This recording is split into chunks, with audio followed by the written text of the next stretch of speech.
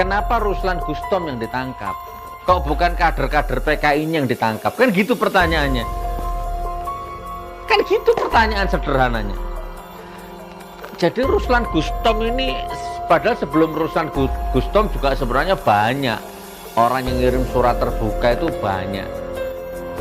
Mana PKI-nya? Kata Jokowi. Mana PKI-nya? Tunjukkan ke saya. Lah ini PKI-nya. Satu partai di depan matamu. Hei Jokowi, PKI-nya mana? Lah ini di depan matamu. PKI-nya mana? Tunjukkan ke saya mana orangnya. Lah ini di sebelahmu ini.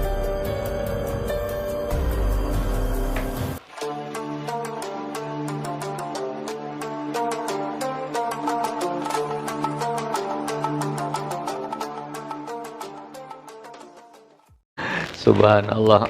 Baik saudaraku, assalamualaikum warahmatullahi wabarakatuh.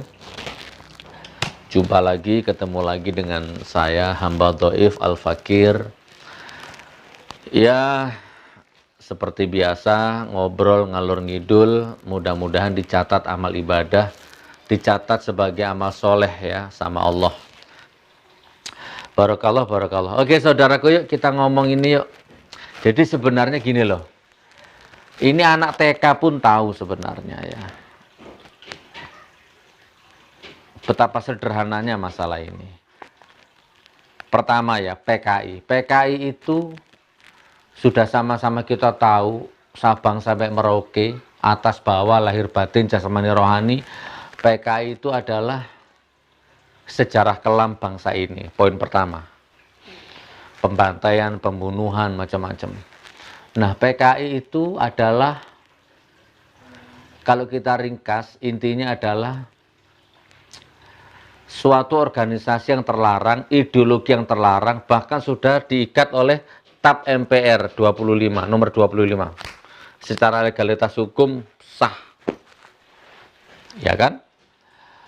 Tetapi sejak rezim ini berkuasa, ini bukan hanya aroma, indikasi, tindakan, itu nyata di depan mata. Bukan sembunyi-sembunyi lagi tuh PKI itu. Nyata. Ya, penguasanya rezimnya ini. Nah, jadi aneh. Setiap orang yang ngomong PKI ditangkap. Contohnya Ustadz Alfian Tanjung sampai di penjara, didolimi, dianiaya. Tidak ada satupun orang PKI yang ditangkap. Justru yang ngomong, itu loh PKI, itu loh PKI, malah itu yang ditangkap. Sementara tokoh PKI-nya bebas. Ini pemandangan yang sangat-sangat vulgar di depan mata kita. Bahkan dengan naifnya, dengan lugunya, presidennya, mana PKI-nya? Mana PKI-nya? Tunjukkan ke saya. Kok udah lama video ini. Pertama jabat sudah begitu. Ditunjukkan itu PKI-nya di depan matamu, itu PKI-nya. Satu partai itu. Sekarang semakin vulgar. Udah terang-terangan. Nah, oke, sekarang gini, kita mulai ya, biar masuk ya. Agak lama nggak apa-apa ya. Contoh, kita putarkan dulu yang lagi hangat, yaitu penjemputan siapa, Ruslan ya, Pak Ruslan Gustom ya. Coba saksikan videonya ini. Ini video sudah viral, tapi nggak apa-apa, sebagai pelengkap saya putar. Nggak lama kok durasinya. Tidak dirusak Pancasila, tidak dikuasai komunis.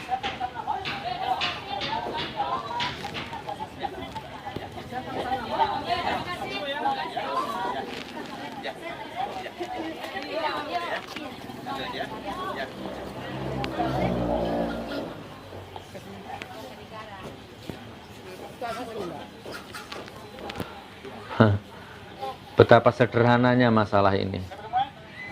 Nggak perlu S3, nggak perlu doktor. Cukup Anda punya hati nurani, cukup Anda manusia, maka Anda selesai masalah ini. Sudah ya, perhatikan. Jadi orang ini kan ngirim surat terbuka kepada Jokowi bahwa bahaya ancaman komunis macam-macam. Dan orang ini dijemput polisi dan ditangkap. Dulu Bambang Tri juga gitu, nulis Jokowi undercover juga ditangkap, di penjara. Nah, jadi ada pertanyaan yang paling sederhana gitu ya. Kenapa Ruslan Gustom yang ditangkap? Gitu. Kok bukan kader-kader PKI yang ditangkap? Kan gitu pertanyaannya. Kan gitu pertanyaan sederhananya. Jadi Ruslan Gustom ini, padahal sebelum Ruslan Gustom juga sebenarnya banyak orang yang ngirim surat terbuka itu banyak. Bahkan dari orang Tionghoa juga kapan itu sempat viral kan? Tionghoa ngirim surat kepada Jokowi tentang ancaman bahaya laten PKI itu kan banyak. Jadi itulah.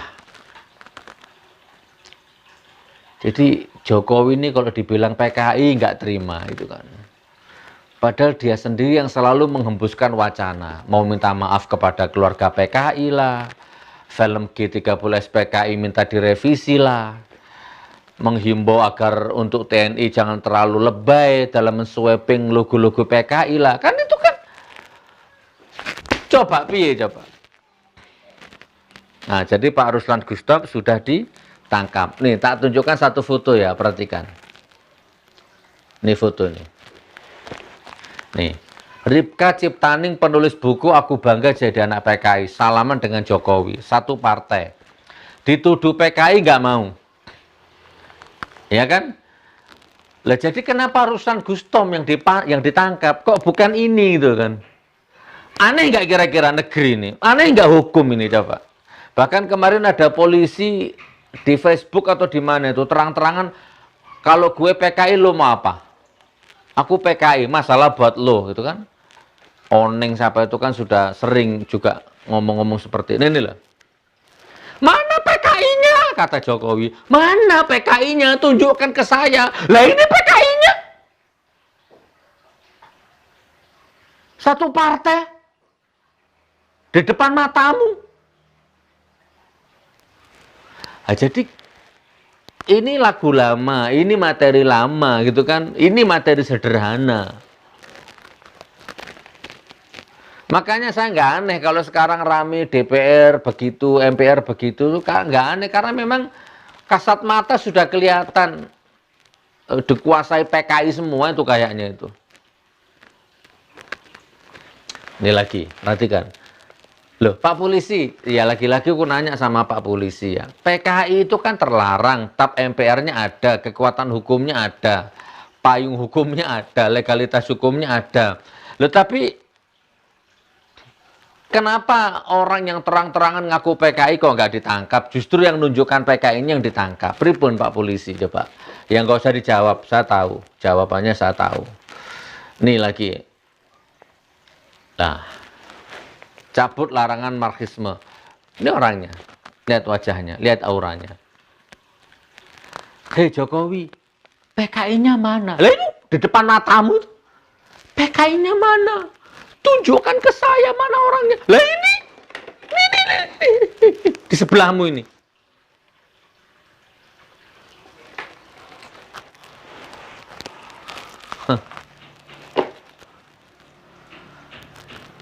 Negara sebesar ini belum masih ekstra ini belum. PKI-nya mana? Lah ini PKI-nya. Bukan omong kosong, ternyata benar apa yang disampaikan Bapak Jenderal Purnawirawan Kiflan Zain. Mereka sudah mulai bangkit. Nggak penting bangkit, bangkit. Yang penting kan ini. Mana PKI-nya? Lah ini latihan ini di mana ini? Saya percepat. Nah ini.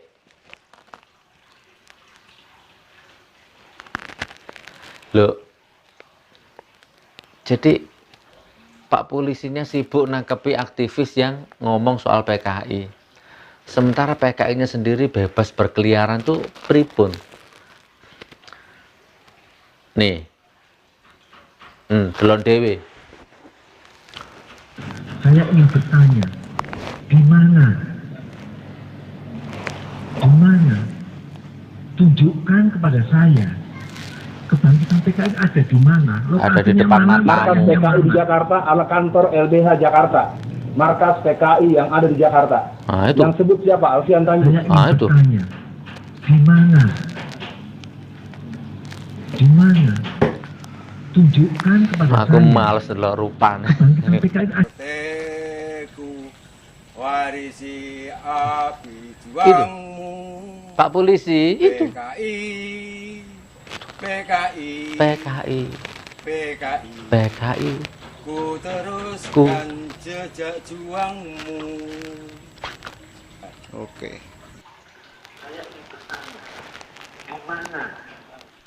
Itu PKI-nya itu. Pripun? Kok jadi Pak Ruslan Gustom yang ditangkap? Nih, ini video lama semua, perhatikan.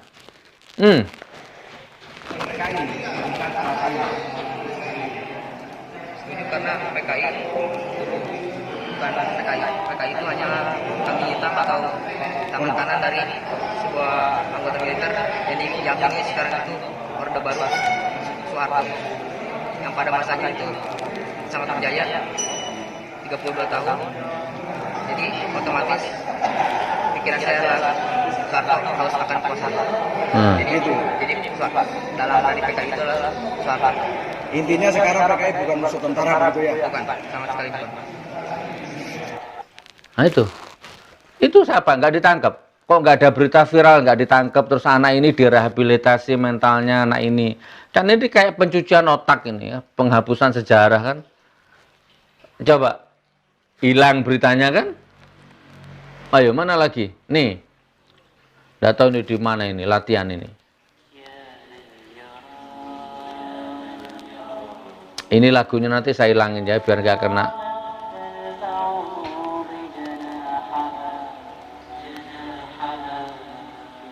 PKI-nya di mana? Lah ini. Ya sudahlah, memang ya sudahlah, ya apalagi lah nanti biar Allah yang menghancurkan sehancur-hancurnya kan begitu ya. Oke, saya percepat. Mana lagi ya? Sebentar.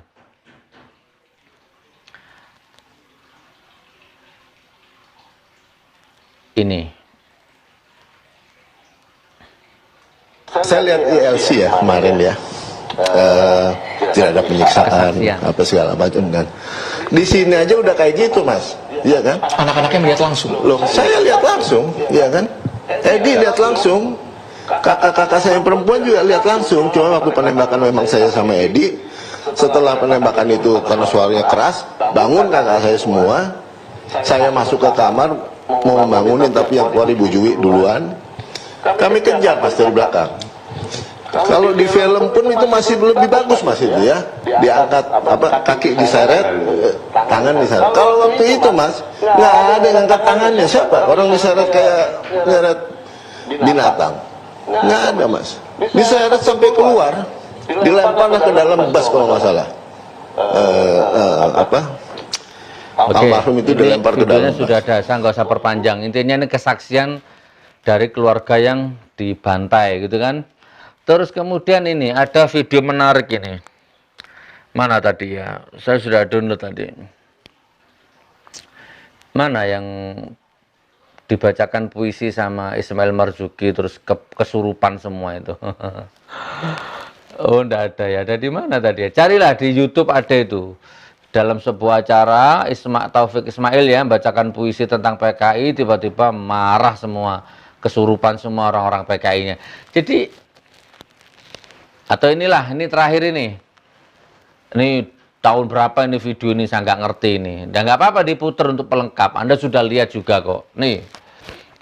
Saya memang ditanyakan apakah setuju kalau itu PKI ada di Indonesia. Setuju aja. Kenapa tidak? Dan itu harus tetap ada. Bahkan soal laku tidaknya dijual di depan rakyat itu tergantung rakyat yang menilai. Apakah konsep dan program komunis di Indonesia ini masih laku atau tidak gitu kan? Anda akan melakukan itu apa tidak kira-kira? Saya menghargai kalau itu ada, tapi kalau saya untuk ke sana membuat partai, wah sekarang apa kan ada peraturan kalau ada bikin partai terus duitnya banyak ya. Duit dari mana ini kalau mau bikin partai gitu. Ya artinya belumlah ke arah sana. Paling tidak saya tetap mengusul bahwa MPRS saja dicabut supaya misalnya ada pembubaran satu partai politik itu kan harus didasari dengan undang-undang, bukan seperti waktu tahun 65 main hantam aja, main bubarin, dan yang membubarkan itu biasanya kan angkutannya sendiri, orang tua atau mungkin karena paman dan sebagainya. Perkiraan Anda ini ya? Iya, saya pernah hitung-hitung ya, bukan hanya perkiraan tapi hampir tepat lah gitu ya. Iya. Itu kalau baru anaknya ya, Iya. anaknya aja ya, dari jumlah orang tuanya, dan saya pernah meneliti betul itu 15 juta lebih. 15 juta. Belum cucunya ya. Kalau Cucunya. anak saya juga sudah punya 2 suara itu. Betul. Ya. Sudah punya 2 hak. Berarti 20 jutaan Ya, seperti ya, gitu ya. Jadi ini mau Sebab dibahas nggak analisa dibahas minggu lalu, bagaimana, semalam tapi juga kok menyebutkan semakin mungkin kesini sekitar 20 jutaan. semakin negara ini nggak karu-karuan gitu kan. Anda enak-enak saja, penjilat-penjilat jongos-jongos itu enak-enak aja kan. Nanti kalau kamu mati, bongko, nanti anak cucumu juga bagaimana, kan nggak mikir kamu ya. Banyak sebenarnya videonya, tapi intinya Anda paham lah ya, intinya begitu. Kenapa orang yang ngomong PKI itu yang ditangkap, sementara PKI-nya sendiri nggak ditangkap. Padahal PKI itu kan terlarang, TAP MPR-nya ada, payung hukumnya ada. Nah ini pertanyaan juga gampang dijawab sebenarnya, gampang sekali dijawab. Makanya sekarang hanya Allah yang bisa memutuskan, hanya Allah yang bisa mengeksekusi. Ya nanti endingnya bagaimana. Dan ini ujian juga buat kita umat Islam. Ya bukan umat Islam saja, ini ujian buat kita rakyat Indonesia semuanya. Gitu. Makanya saya itu mendambakan sekarang itu kita jangan rame di jangan rame di medsos, tapi langsung ada tindakan gitu loh. Kayak kemarin contoh kecil Abu Janda gitu ya. Iya bener Abu Janda itu. Saya kan ada orang ngomong penggal lehernya, tapi yang ngomong di Mekah. Ya kan Pak Poai, nggak usah ngomong langsung diposting dasi Abu Janda dicekel kan beres. Ngomong di Mekah, ya bener akhirnya, hanya bikin rame aja di medsos. Ya kan nggak ada apa-apanya. Justru kalau Abu Janda ngomong misalkan di Bandung gitu, atau ngomong di Jakarta gitu ya, mau ngupload dirinya di mana itu justru dalam tanda petik ya, mohon maaf ya, itu bisa jadi itu penghinaan untuk laskar, penghinaan untuk mujahid-mujahidah yang ada di situ. Buktinya ada di situ kok, gampang mau nyari. Ramenya di WA, di medsos, di grup. Halal darahnya kayak begini, ketemu tak cocor mulutnya kayak macam. Tapi di grup, di WA, di medsos. Jadi memang udahlah. Jangan rame di medsos, ayo gimana gitu kan? Saya teman, tak carikan lagi ya, subhanallah, apa ini? Ini apa ini? Pemirsa, sebanyak 13 investor asal Cina meninjau lahan. Oh sudah, enggak usah ini, udah Cina investor di Indonesia, udah bukan barang aneh lagi sudah. Jadi intinya begitu ya, kurang lebihnya. Mana PKI-nya? Mana PKI-nya? PKI-nya ada di sebelahmu. Ya, PKI-nya di WA, di grup, di Facebook itu banyak terang-terangan. Dan tidak ditangkap dan tidak diproses. Jadi kita sedang menuju ke pembusukan. Terus yang terakhir saya tutup dengan ini ya saudaraku ya, ini eman ini kalau nggak saya bahas ini. Jadi kemarin mal-mal dibuka ya, saran saya ayo kita jangan belanja di mall lah, kita belanja ini, ada foto ini. Belanjalah dari pedagang kecil, jangan menawar harga di bawah standar. Mereka tidak mengumpulkan uang untuk hidup mewah-mewah, hanya untuk bertahan hidup makan sehari-hari. Masya Allah, ya, insya Allah kalau ini sudah saya terapkan ini. Ya, lagi pula ini, mall sudah lama nggak buka, ini barang-barang di mall seperti ini. Jadi kalau antum masuk ke mall, ini tidak menutup kemungkinan sekarang jadi sarangnya virus. Oke, saya percepat. Terus yang terakhir, video ini akan saya tutup dengan video lama juga. Terserah Anda mau bilang menebar kebencian, menebar hoax, terserah, monggo. Pak polisinya ditonton lagi boleh, ya, aktivisnya ditonton lagi boleh, pendukung-pendukungnya nonton ini juga boleh, silahkan. Video lama, inilah cermin bangsa kita detik ini. Ya, yang ngomong jujur dibuang, yang ngomong jujur ditangkap. Ya, dikriminalisasi seperti teroris. Habib Bahar, Habib Rizik, Ustadz Alfian Tanjung, John Ruginting, Ahmad Dhani, Bambang Tri, siapa itu? Banyak sekali kan? Profesor Suteki,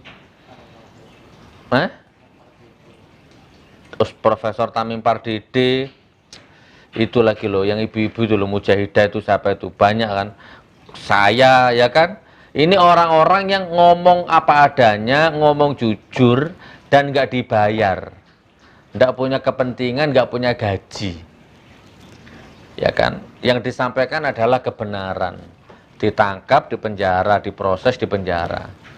Sementara buzzer-buzzer ngomongnya bohong, ngomongnya dusta, dibayar, itu bebas. Ya kan, sak salah-salahnya Ulfian Tanjung, sak salah Ustadz Ulfian Tanjung, sak salah-salahnya John Ruh, Ginting, Ahmad Dhani, Bambang Tri, saya. Sak kepleset-keplesetnya itu kan tidak ada kepentingan. Kan gitu. Nah, tapi ini gimana ini? Ini video ini sudah sering tak puter, nggak apa-apa sebagai penutup untuk bekal tidurmu ya. Ini kan, ini gimana kira-kira? Hoak, bohong gitu kan? Nggak diproses. Oke, selamat istirahat dan jadikan video ini sebagai penutup. Mudah-mudahan bisa menghantar tidurmu ke mimpi yang paling indah ya. Jadi kita bersyukur ya dipimpin oleh seorang pemimpin yang jujur, amanah, ahli sholat, ahli Senin Kemis, ahli Roma, ahli puasa, ahli tahajud, ahli duha, ya, insinyur, lulusan UGM, kiai haji, seperti Nabi, seperti titisan Tuhan, titisan Nabi, wali lah, macam-macam lah katanya pendukungnya begitu ya. Nih, selamat menonton video lama sebagai penutup. Assalamualaikum warahmatullahi wabarakatuh. Halo, kalau ke depan nanti Jokowi dan JK yang menjadi presiden dan wakil presiden, kita harus berani stop impor pangan, stop impor beras, stop impor daging, stop impor apa lagi, bawang, stop impor kedelai, stop impor sayur, stop impor buah, stop impor ikan. Kita ini semuanya punya gitu. Pemerintah telah memutuskan melakukan impor 500.000 ton beras. Bohong dah. Memutuskan untuk mengimpor 100.000 ton jagung. Nipu dah. Pemerintah sepakat mengimpor garam industri sebesar 3,7 juta ton secara bertahap untuk keperluan industri. Maka memilih pemimpin pembohong adalah kesalahan. Tetapi mempertahankan pemimpin pembohong itu kebodohan. Belum ada orang ngomong gini tuh, saya sudah pertama rezim ini berkuasa itu, aku wis bengok-bengok sampai lede cangkemku. Belum ada orang-orang yang kritis gini, belum. Udah dari awal aku sudah ngomong sampai akhirnya jadi masuk ke persidangan juga, dicarikan kasus-kasus, pasal-pasal. Wis ya, selamat menikmati. Alhamdulillah terbukti ya. Tidak ada impor daging, tidak ada impor pangan, tidak ada impor buah, tidak ada impor bawang, tidak ada impor beras, tidak ada impor macam-macam. Jadi alhamdulillah terbukti seluruh petani Indonesia sekarang makmur hidupnya, kaya raya, subur, gemah ripah loh jinawi, panennya bagus, harganya bagus. Sekarang betul-betul Indonesia menjadi negara yang punya kedaulatan pangan, gak impor apa-apa, pacul, gak impor macam-macam, gak ada impor sekarang. Luar biasa. Assalamualaikum warahmatullahi wabarakatuh.